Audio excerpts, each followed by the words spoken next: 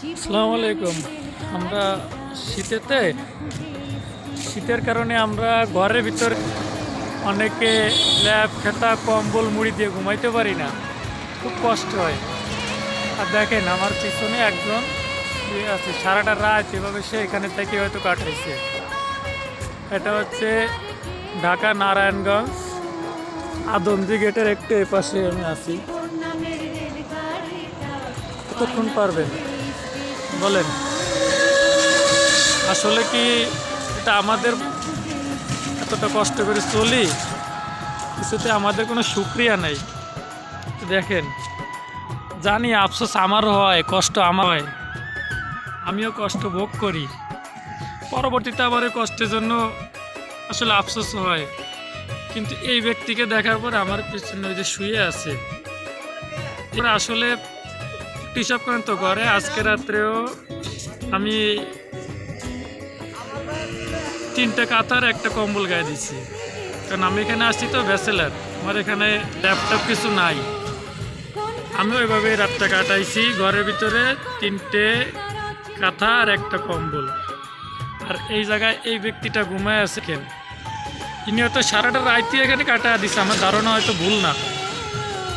তো ইনারে একজনকে দেখালাম, এরকম চলতি পথে আরও অনেক বাদে দেখি। আর যদি আপনি বিশেষ করে কারণ বাজার, ফার্ম গেট অথবা আপনার ওদিকটাতে মিরপুর এলাকাতে গেলে আরও অনেক দেখা যায়, আমি দেখছি।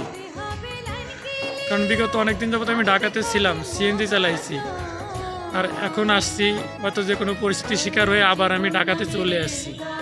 আমার পিছনের লোকটাকে দেখে কি রাত্রে আমি যে জায়গায় ছিলাম তারপরে কি আমার আর আফসোস করার জায়গা থাকে?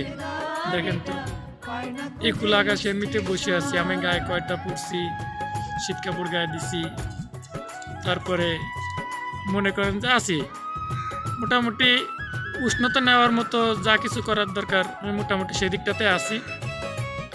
কিন্তু এই লোকটা, আমার ধারণা মনে হয় মিথ্যা না, আপনারা বুঝতে পারতেছেন এটা আমার কোনো সাজানো নাটকও না, আমার ভাইরাল হওয়ার জন্য কোনো ভিডিও না, কোনো নাটক না, এটা কোনো সাজানো ভিডিও না, বা কোনো টিকটক ভিডিও না, কোনো রিল ভিডিও করার জন্য আমি এটা করিনি। এটা জাস্ট বাস্তবতা দেখাচ্ছি। এত বড় শহরে এত বড় বড় বিল্ডিং আছে চারিপাশে, এই পাশটাতে আপনাদের আমি দেখাচ্ছি, বড় বড় বিল্ডিং আছে এখানে আশপাশে, অনেক বিল্ডিং আছে, অনেক বিল্ডিং আছে।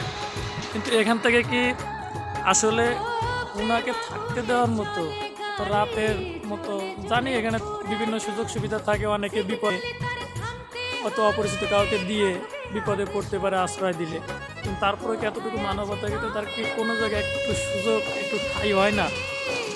আসলে মানুষের মানবতা দিন দিন হারা যাচ্ছে আমাদের তাই মনে হয়।